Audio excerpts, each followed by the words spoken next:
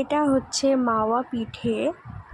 প্রথমে দেখো চালের আটাটা আমি ডো বানিয়ে নেব, তাই জন্য আমি গরম জলে চালের আটাগুলো এভাবে দিয়ে দিয়েছি। এখন দেখো এটা আমি ডো বানিয়ে নেব।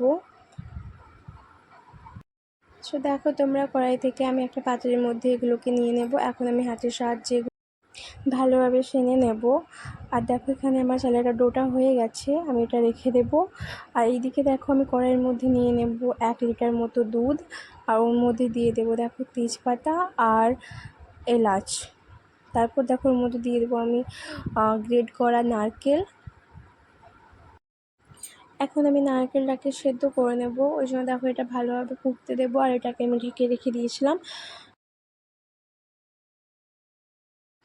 এদিকে আমি দেখো এগুলোকে বেলে নেব, আর একটা টিফিনের সাহায্যে এভাবে আমি গোল করে কেটে নেব সবগুলোকে। আর তার মধ্যে দেখো আমি দেব মাওয়া অথবা খোয়া। এগুলোকে দেখো আমি এভাবে সবগুলোতে পুর ভরে দিয়ে এভাবে আমি ডিজাইন করে নিয়েছি। এখন দেখো এই দুটার মধ্যে আমি দিয়ে দেব চিনি। আমার এখানে নারকেলটা অনেকটা সেদ্ধ হয়ে গেছে, তারপরে আমি চিনিটা দিয়েছি। দিয়ে সেগুলোকে দেখো ভালোভাবে আবার মিক্স করে নেব। আর তারপরে আমি ওই মাওয়া পিঠেগুলোকে এভাবে ওর মধ্যে দিয়ে দেব। এখানে দেখো আমি গুঁড়ো দুধ নিয়ে নিয়েছি, হালকা একটু গরম জল করে নিয়েছি। ওর মধ্যে এভাবে আমি এগুলোকে মিক্স করে নিয়ে আমি ওই পিঠের মধ্যে এগুলোকে অ্যাড করে দেব।